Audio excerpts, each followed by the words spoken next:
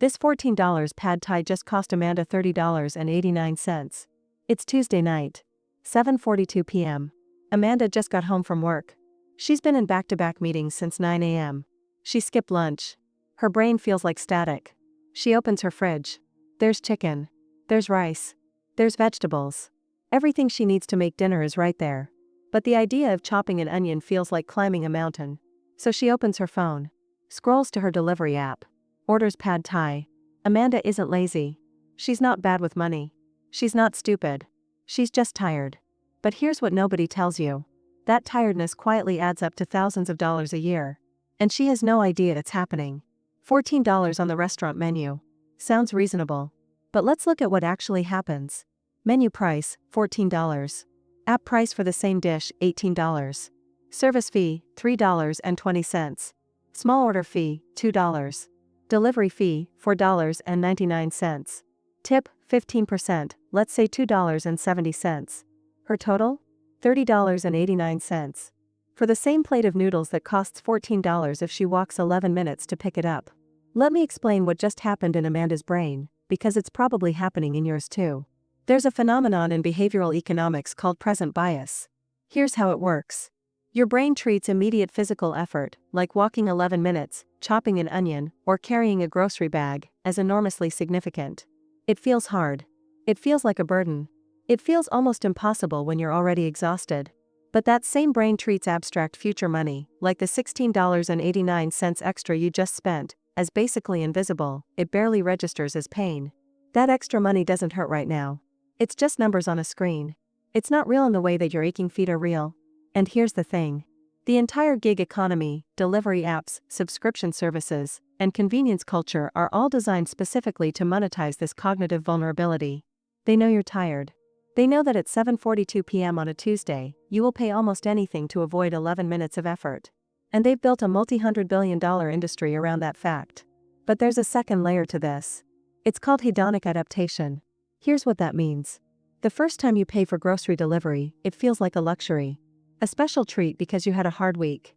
But by the 10th time, it doesn't feel special anymore. It feels normal. And now, going to the grocery store yourself feels like a punishment. Like you're being deprived of something you deserve. So what started as an occasional convenience has now become your baseline expectation. And every time you deviate from it, every time you consider doing it yourself, your brain screams at you that you're suffering unnecessarily. But you're not suffering. You're just being a normal human doing a normal task. The problem is that your brain has been reprogrammed to see normal effort as extraordinary hardship. Now, some of you are thinking, okay, but my time is worth more than the fee. If I make $60 an hour at my job, and delivery saves me 30 minutes, then I'm actually coming out ahead by paying the $16.89 premium, right? Let me be gentle but honest with you. That's almost never true. Here's why. You're not using those saved 30 minutes to earn money. You're not logging back into work. You're not picking up a side gig. You're using it to scroll social media, or watch Netflix, or stare at your phone in a semi-conscious fog. Which is fine. Rest is important. Leisure is valuable. But let's be clear about what's actually happening. You are trading retirement wealth for slightly different leisure. You're trading $768,000 over 35 years for the ability to sit on your couch 30 minutes earlier. And look, if you genuinely prefer that trade, if you've done the math and you're at peace with it, then I respect that. But most people haven't done the math. They're just operating on autopilot, believing a story they've told themselves about the value of their time. So let me help you see the real numbers. Let's break down exactly how much the convenience tax is costing you. First, grocery delivery. The markup isn't just the delivery fee. The prices of the items themselves are 25 to 30% higher than in-store prices. So if you spend $400 a month on groceries, you're paying an extra $100 to $120 just in markups, before you even add the delivery fee and tip.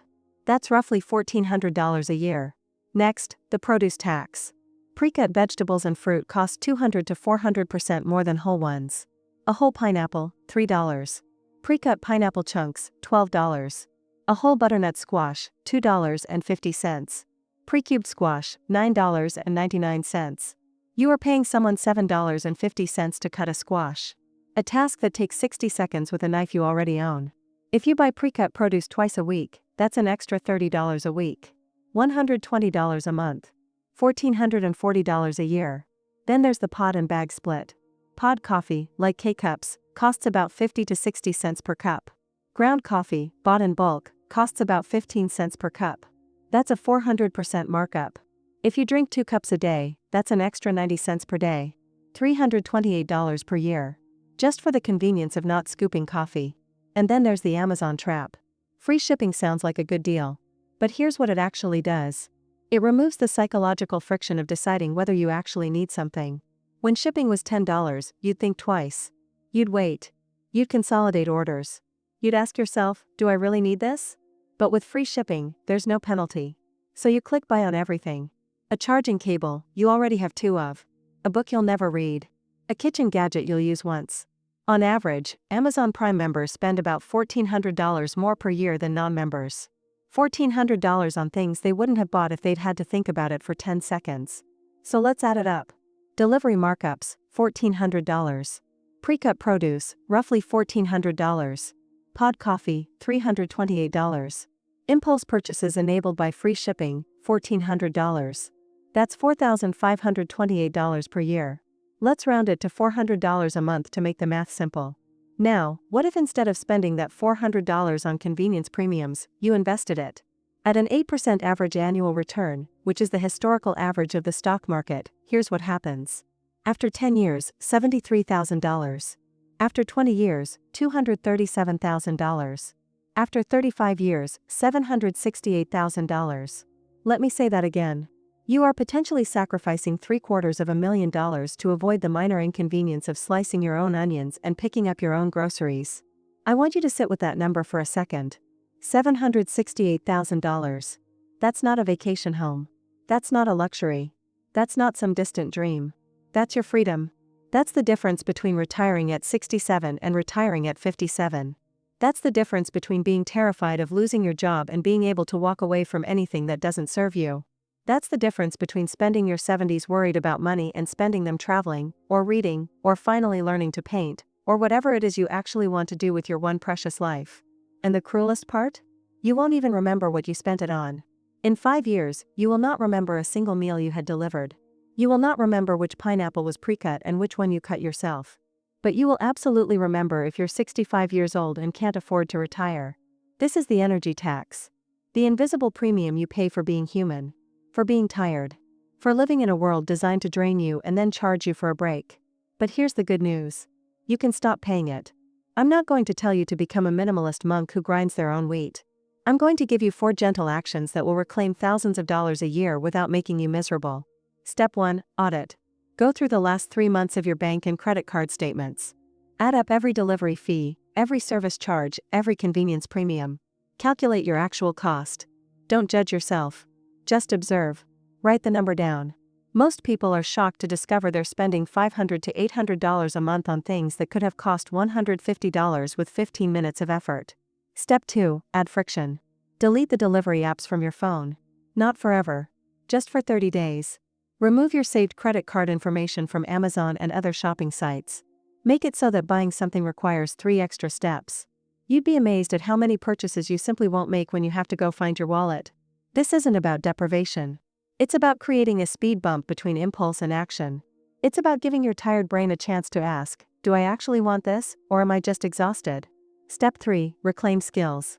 Learn to cook 5 simple meals. Not gourmet. Not Instagram-worthy.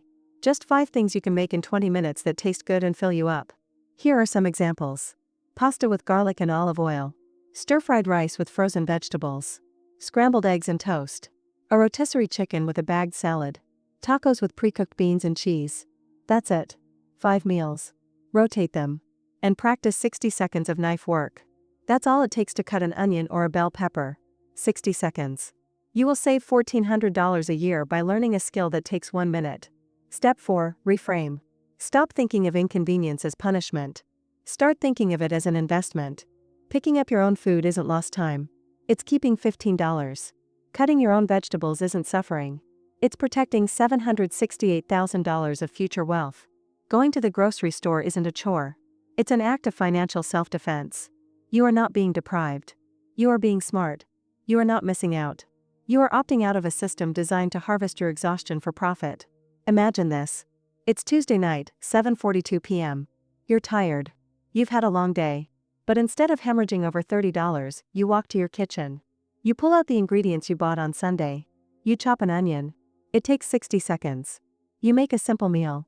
It takes 18 minutes. It tastes good. It costs $3.70. And while you're cooking, something happens. Your nervous system starts to calm. The repetitive motion of chopping, stirring, tasting, it's meditative. You're not scrolling. You're not consuming. You're creating. And when you sit down to eat, you feel something you haven't felt in a long time. Control. You are no longer a target. You are no longer being harvested by algorithms designed to exploit your exhaustion. You are a person who has reclaimed their money, their energy, and their future. And over the next 35 years, that one small decision, that 18 minutes on a Tuesday night, compounds into $768,000. Into freedom. Into the ability to say no to anything that doesn't serve you. Into a life where you are not constantly tired, because you're not constantly working to pay for the convenience of being tired. The energy tax is real. But you don't have to keep paying it. Your move. If this made you pause and think differently about your money, tap like. It helps this reach people who are tired of feeling stuck. And subscribe to Simple Money Systems if you want calm, practical strategies that quietly build real freedom over time. No hype. No guilt. Just systems that work. Because small choices, repeated consistently, change everything.